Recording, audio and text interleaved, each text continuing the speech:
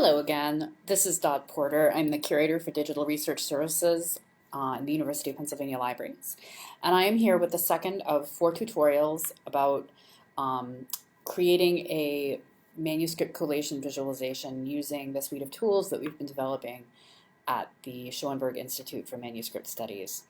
So if you're here, you've probably already seen the first tutorial, which was on creating a collation model using our collation modeler form.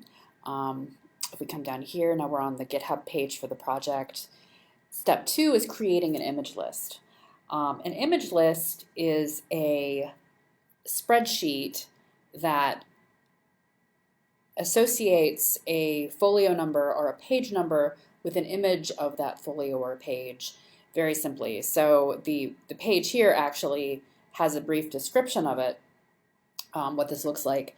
Basically, you have a 2-column spreadsheet in Excel. The first column has the folio numbers or page numbers. The second column has a URL to the image for that page somewhere online. And then in the next tutorial, I'll show you how you feed this in, and you feed the collation model in, and then it spits out a visualization for you. I should say that you have the Excel spreadsheet, then you save the Excel file as an XML file in Excel, and then that's what you can put in. Now, if you have coding skills, you can do things like take a list and using some kind of script, you could make a CSV file, and then you could open the CSV file in Excel and then save that. If what I just said in the last 10 seconds makes no sense to you, then keep watching, because what I'm going to do in this tutorial is actually show you how you can use the tools in Excel itself to build a really usable image list. So over here, I have 2 image list files. There's a reason that they're named like this, which I can talk about in a future tutorial. We'll just take a quick look at this one. This is a finished list. We have in our first column folio numbers. In the second column, we have URLs to these image files. In this case, the images were on a CD-ROM that came with a book.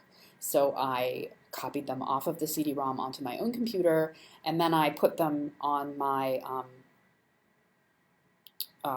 web server. I happen to have a web server that my institution has very graciously given me.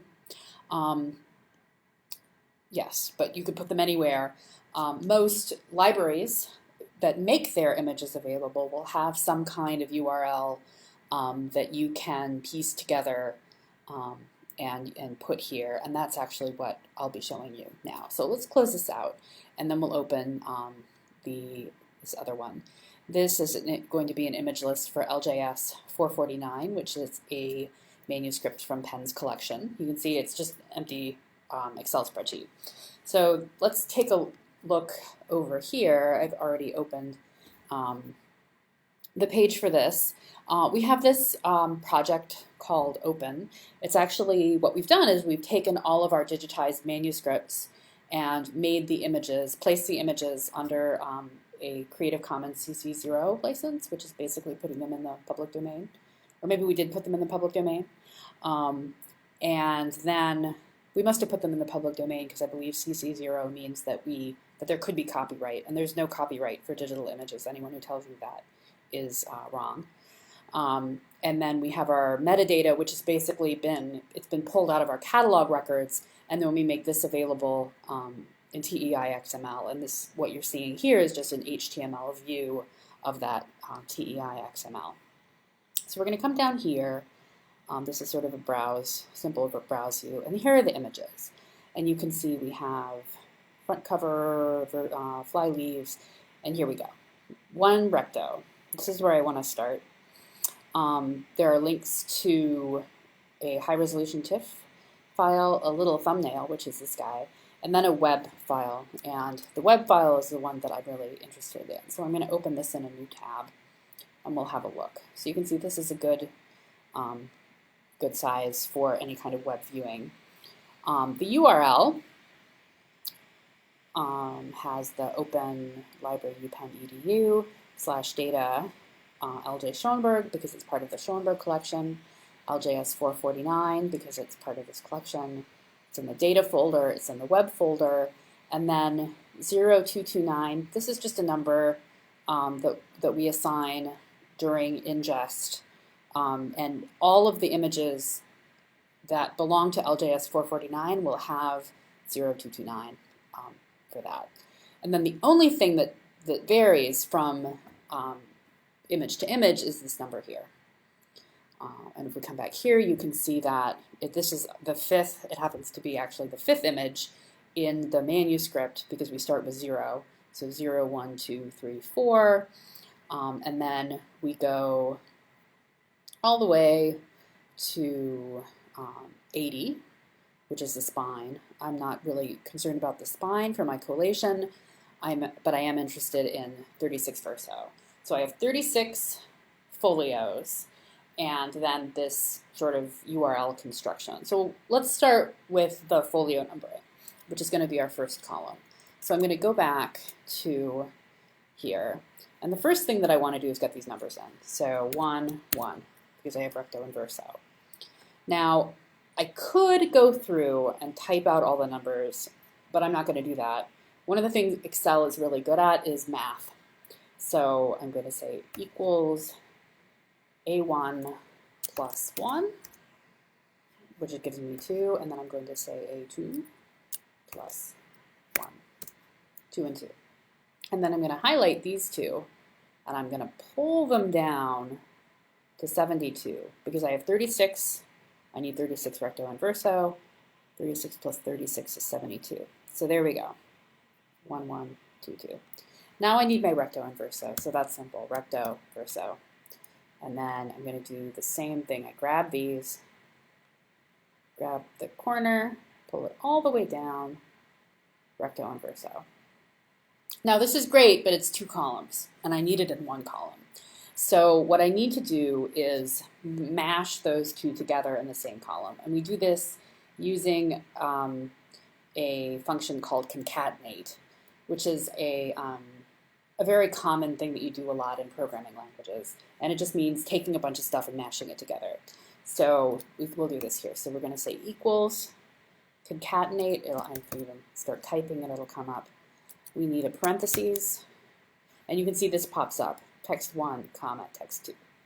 So that, comma, column B, close the parentheses, hit return, and there we go. And we can see what I see is 1 recto, but it's actually this concatenate formula pulling it together. So I'm going to pull this down, great, all the way through 36. Now, you can't, right. Now these two, rather the values in column C now are dependent on the values of column A and B. So you can't delete column A and B, because if you do that, if you delete those, that goes arg, because there's nothing for it to point to. So I'm going to actually undo that, because I need that. What we're going to do is we're going to copy and paste these numbers using paste special. So copy, and then here, and then I'm going to control click and paste special.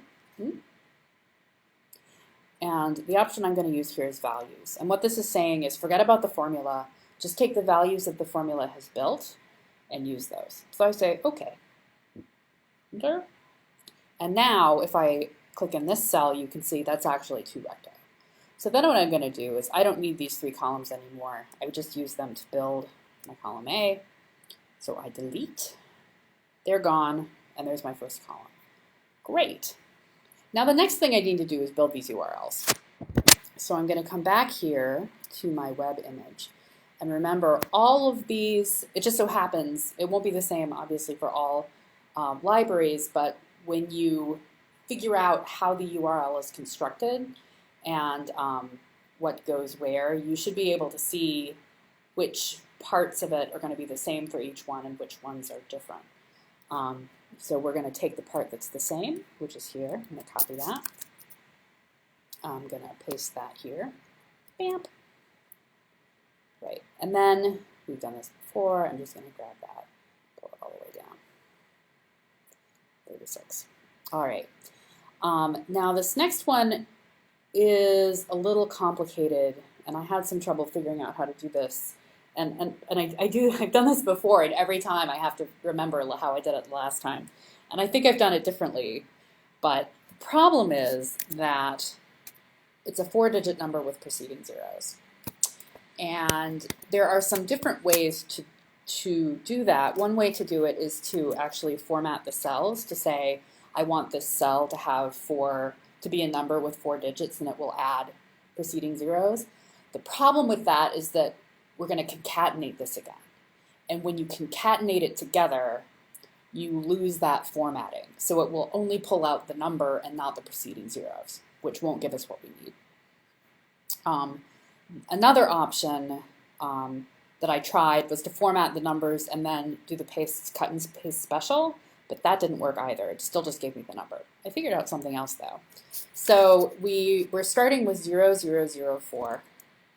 So I am going to come in here and I'm going to give a single, whatever that's called, single quotation mark, and 0004.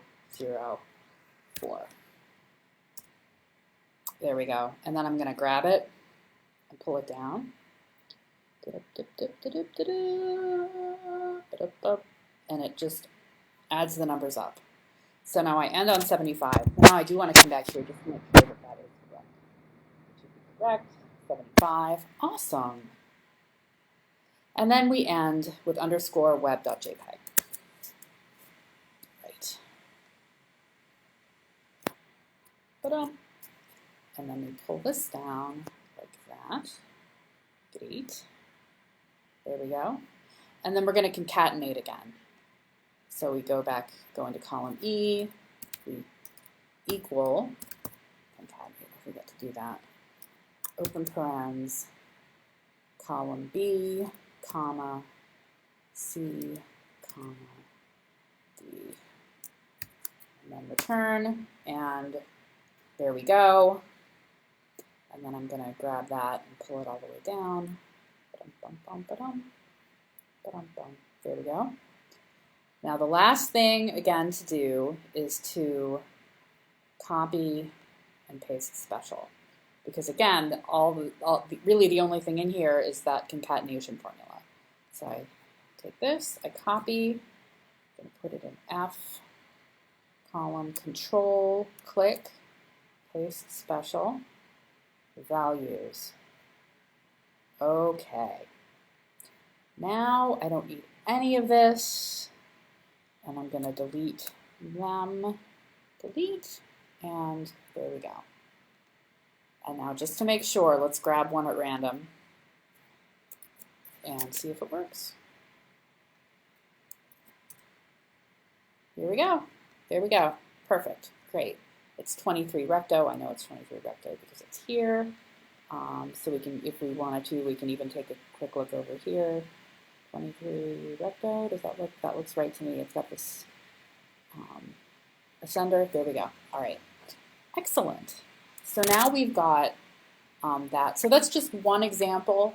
Now, if your library doesn't assign numbering one after the other, maybe you have a set of IDs or something, you can still use the tools in Excel to help you build that. I've done crazy things with Excel, and so I think it's a really good tool. And then once you have it in Excel, what you do is I'm going to take the other one because we're going to need this in the next tutorial, so I'm going to go ahead and save that and close this, and we're going to open this one, which is done. So now what I'm going to do is I'm going to file, save as, and there are a lot of choices here, but the one that we want is Excel 2004 XML spreadsheet. We're going to do that. And if you see up here, it just changed that to XML. That's what we want. We save. continue, and I'm going to close this, and now you can see now we've got this XML file.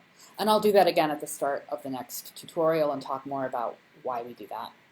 But that's been this one, and I hope that this has been helpful, and I will see you in the next tutorial.